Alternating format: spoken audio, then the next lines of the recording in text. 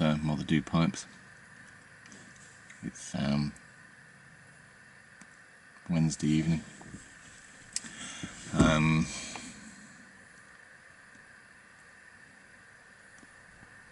This evening I'm smoking MD9, which is I think the first full bent pipe that I made.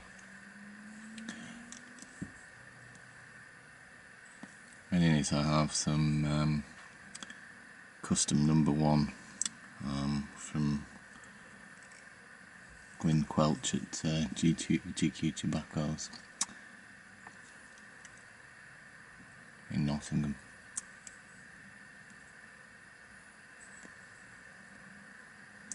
Which is one of my favourite blends. It's a really unusual blend in that it contains Virginia's, Black Cavendish, Kentucky, Perique, and Cuban cigar leaf.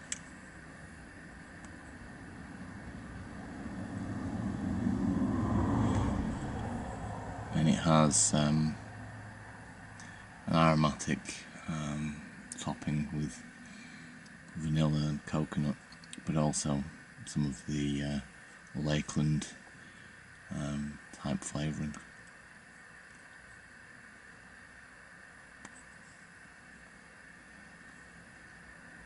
Which really sounds like a lot to put in one tobacco,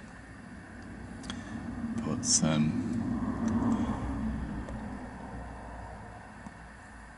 it works really, really well.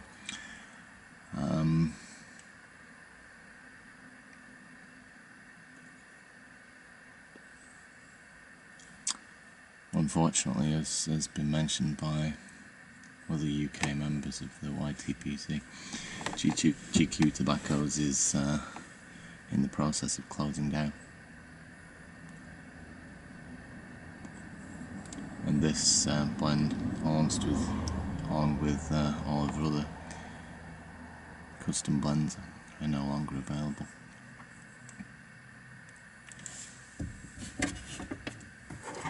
And unfortunately I only have less than an ounce left.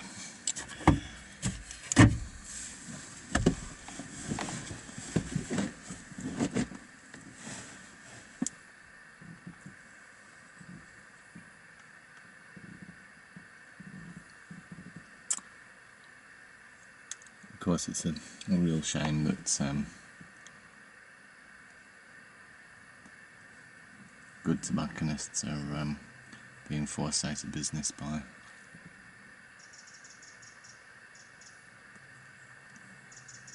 legislation.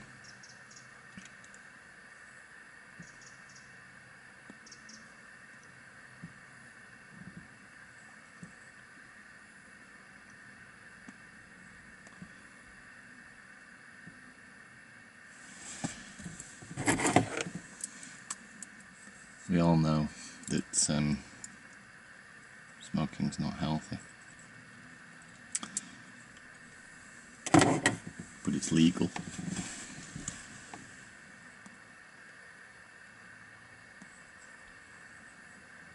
So what exactly these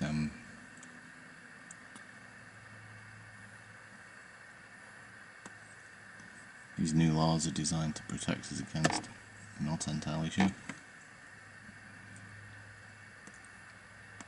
So far all I can see is that it's getting harder and harder to buy decent quality tobacco.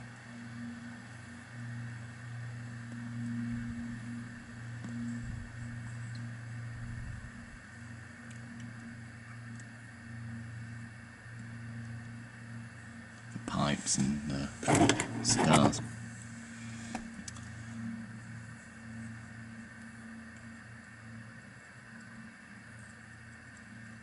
Whilst the average cigarette smoker, which is probably more harmful to health, probably hasn't been significantly affected.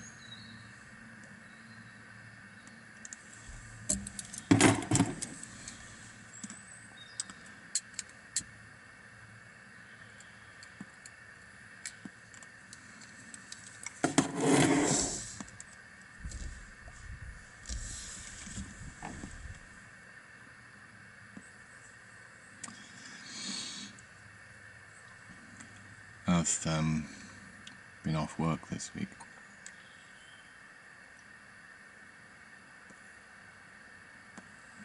And when I say off work, I mean I've had a week off from my usual paid employment.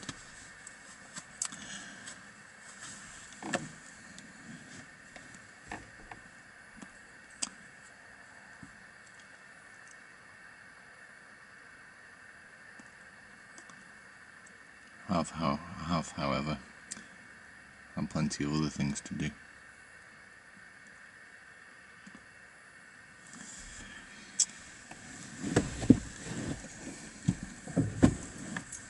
My eldest daughter recently went to university,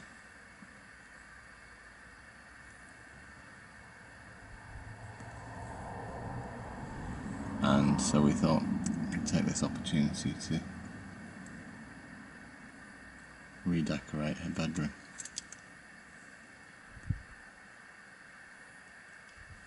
Before she comes home for the Christmas break.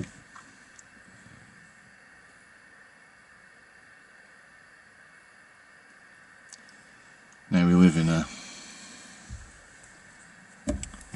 Victorian townhouse which was built in the 1870s, and Molly, my daughter, needed a new carpet. We've all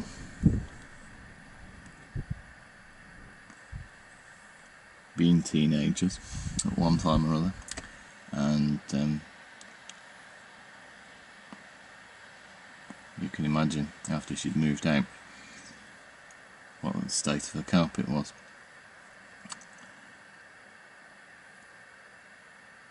Now, being an old house,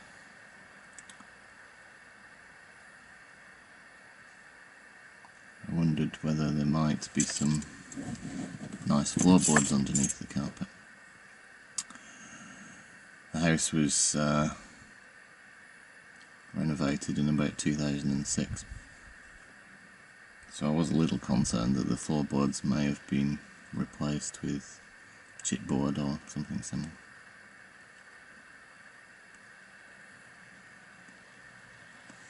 I was also a little concerned that there might actually be nothing much underneath the carpet, but when we removed the carpet we found some quite nice old floorboards. Not sure whether they're original or, but certainly quite old, and so we decided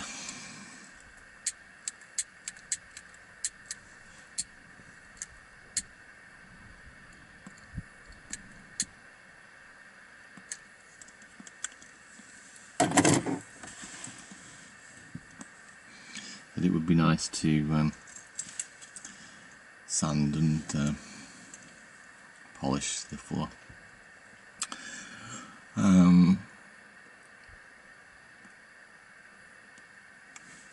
Now, usually what happens in that situation is that you go to the hire shop and hire yourself a floor sander. That's not what happens at Motherdoom Mansions.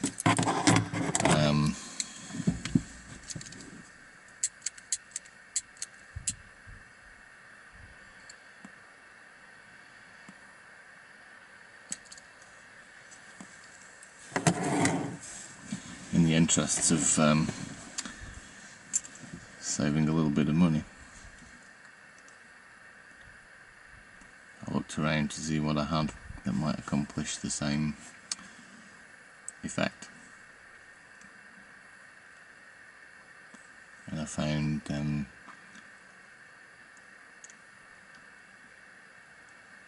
angle grinder which I could easily fit with a sanding disc.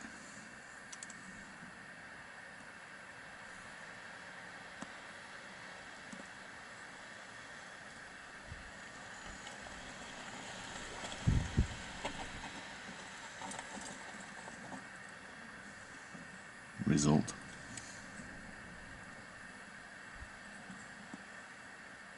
So,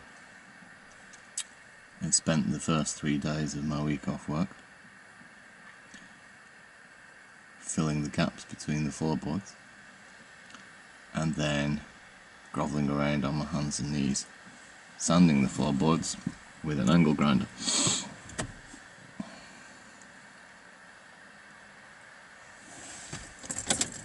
Which is very effective.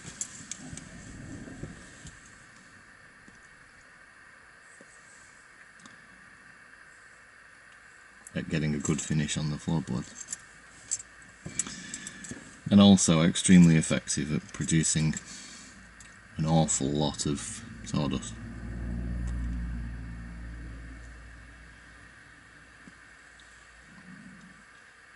And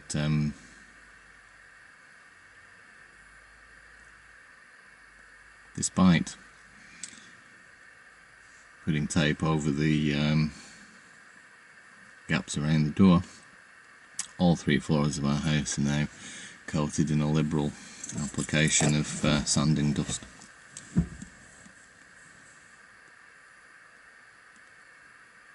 Much to the dismay of my wife.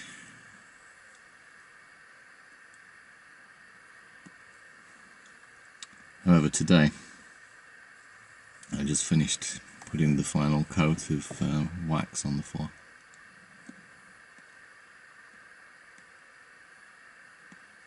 And I have to say, it looks really, really good.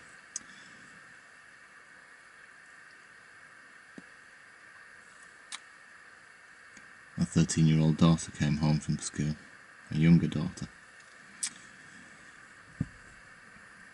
and came into the room just as I was finishing the waxing. And she said to me, "Wow, that looks beautiful. I thought it'll look pants, but it looks really good. I'd like to have my room done like that."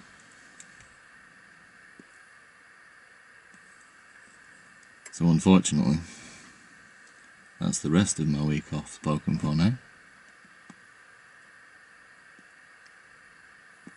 First thing tomorrow morning, her carpet's going to come up too.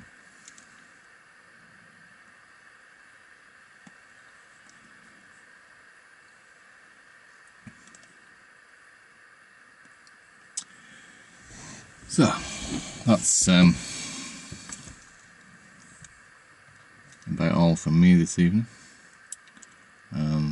Thanks for watching, and see you next time.